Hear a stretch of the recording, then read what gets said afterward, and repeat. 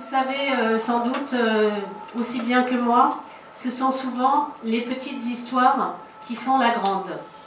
Et c'est un petit peu tout le récit de cette belle aventure que fut la construction du Festival international du film sportif. Au départ, une rencontre. Louis Aminot, un ami, proche de la FSGT, ancien élu au sport de la ville de Brest, il est ici, me dit, attendez, vous ne savez pas ce qu'il me dit? Ça peut être dangereux. Pour vos 80 ans, vous devriez envisager une grande initiative, un événement qui vous sorte de vos frontières habituelles. Il me livre l'idée d'un festival international du film sportif. Je sens qu'il a raison, l'idée me séduit, je vais la soumettre aux instances de la FSGT. À l'époque, on me fait confiance, même si personne ne voit très bien de quoi il s'agit. Nous non plus d'ailleurs, enfin, pas totalement. C'était il y a 2 ans. La vie n'est pas un long fleuve tranquille, c'est le titre d'un film, et je peux vous assurer qu'il en a été de même pour mettre sur pied cette belle rencontre entre ces deux univers de la création culturelle que sont le sport et le cinéma. Car, si vous parlez du festival, alors j'aurais dû te le dire avant, ne dites surtout pas qu'il s'agit d'une rencontre entre le sport et la culture. Car, nous l'affirmons, le sport est culture. Et oui. Mais je le pense aussi. Je sais. Une culture vécue par le mouvement, par le rapport au corps. Vivre et partager des émotions, mieux se connaître, s'éprouver, se dépasser, comprendre et agir dans un environnement complexe, coopérer, la culture sportive permet tout cela. Elle contribue à la construction de l'identité des hommes et des femmes qui le pratiquent, au développement de l'estime de soi également. À certaines conditions, bien sûr. Maurice Baquet, qui fut un des dirigeants de la FSGT, le disait très bien, le sport a des vertus, mais des vertus qui s'enseignent. Quel sport? Pour quelle société? C'est la question qui sera en toile de fond du festival. Un festival qui cherchera à porter un regard humaniste, mais lucide et sans concession sur les réalités sportives d'aujourd'hui. Joie, tristesse, tragédie, inquiétude, espoir, interrogation, bonheur s'entrelaceront inlassablement. 20 films, 13 rencontres débats sont à l'affiche pour aborder le sport dans tous ses états. Inutile de vous dire ici que la programmation a été un sacré casse-tête. Je vous donnerai quelques précisions si vous le souhaitez tout à l'heure. 6 grandes thématiques structurent le festival. L'histoire du sport ouvrier. Souvenons-nous qu'au début du XXe siècle, le sport était réservé à une classe bourgeoise. Le sport travailliste organisé voit le jour en 1907.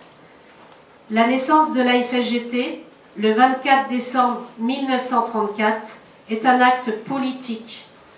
Il s'agit d'unir tous les sportifs ouvriers, socialistes et communistes, qui étaient divisés à l'époque, pour faire face à la montée du fascisme en France et en Europe.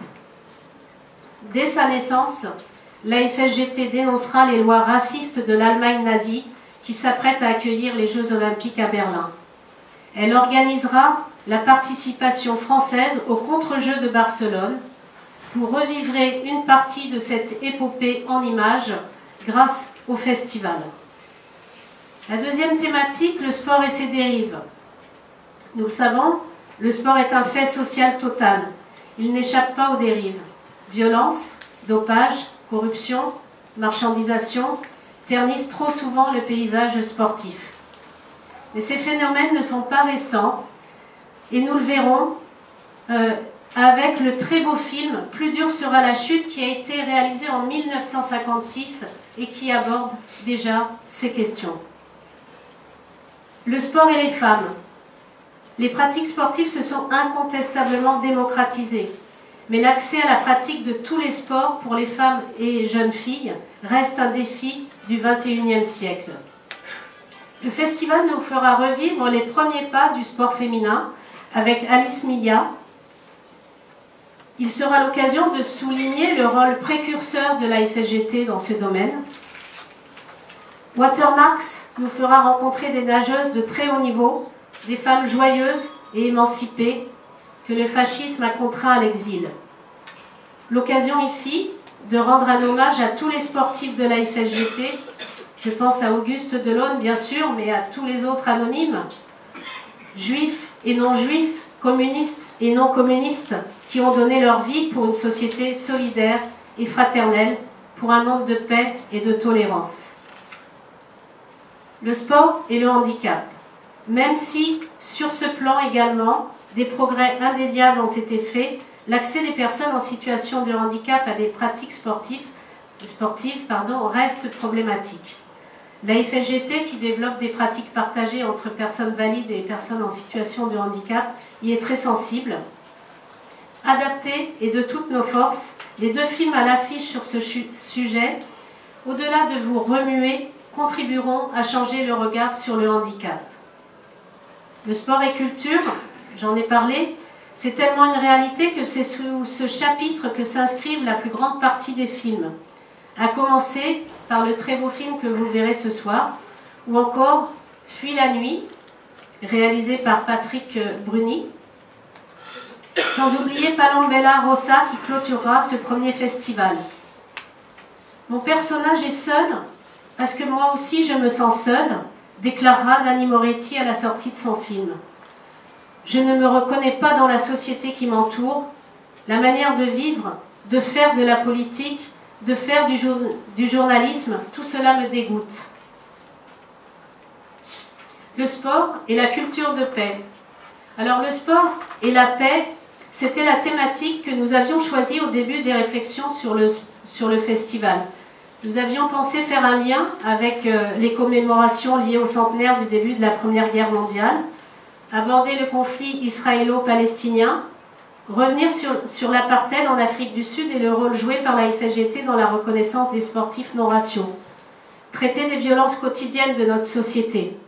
Mais très vite, nous avons tenu à aborder le sport dans tous ses états qui nous ouvrait un champ beaucoup plus vaste d'œuvres cinématographiques.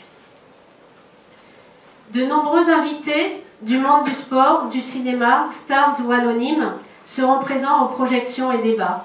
Des chercheurs, des élus politiques interviendront. Et nous l'espérons, c'est même notre, en tout cas ma, principale source d'angoisse désormais, le grand public. Courts et longs métrages, grands classiques ou films plus récents se côtoieront. Nous voulions absolument une avant-première, nous l'avons obtenue. Foxcatcher ouvrira le festival mardi prochain. Ce sera d'ailleurs la seule avant-première pour ce film en France. Un film bouleversant, primé à Cannes pour la meilleure mise en scène. Et je vous l'assure, pour l'avoir vu en projection presse, vous ne sortirez pas indemne de ce film, adapté d'une histoire vraie de 2 frères champions olympiques de lutte. Nous voulions associer la population de Seine-Saint-Denis, et notamment les jeunes. Un projet carte blanche aux scolaires a été lancé en direction des collèges et lycées du département. 10 classes se sont engagées dans la réalisation de courts-métrages sur le sport dans tous ses états. Mais ce projet ne serait pas ce qu'il est sans nos nombreux partenaires qu'il me tient à cœur de saluer et d'honorer ici ce soir. Les salles de cinéma, à commencer par l'écran de Saint-Denis qui accueillera l'ouverture et 3 jours de festival. Le cinéma Jacques Tati de Tremblay en France qui accueille la carte blanche aux scolaires et 2 magnifiques films avec un temps fort sur ce moment de l'histoire trop méconnue du grand public, les Olympiades de Barcelone 1936. Le Ciné 104, enfin, à Pantin, avec qui nous avons déjà eu une belle coopération, accueillera lui aussi une journée du festival. Le foot, entre rêves et désillusions, et le sport au féminin seront au programme, avec Comme un lion et sport de filles. Des partenaires institutionnels également, La ville de Saint-Denis, qui a tout de suite dit oui à notre projet, alors que c'était encore qu'une idée au départ. Celle de Tremblay, le Conseil général de Seine-Saint-Denis, qui nous appuie fortement, la communauté d'agglomération Terre de France, la direction régionale de la cohésion sociale. Enfin, la presse, le journal L'Humanité, qui, malgré une situation aujourd'hui délicate, a un partenariat totalement gratuit avec nous sur ce projet. Libération, SoFoot, Anneau Paris et l'équipe. Le CNOSF, bien sûr, qui nous accueille ce soir dans la très belle maison du sport français. Et je voudrais terminer par la librairie Folie d'encre de Saint-Denis, qui accueillera une rencontre autour du livre l'AFSGT du sport rouge au sport populaire. Le livre vient de paraître aux éditions La Ville Brûle. Je l'ai évoqué au début de mon intervention, le festival est organisé dans le cadre des 80 ans de l'AFSGT, une riche, belle, tumultueuse et passionnante aventure que vous retrouvez dans ce livre, dans ce très bel ouvrage qui, à mon avis, a toute sa place dans vos listes de cadeaux de Noël.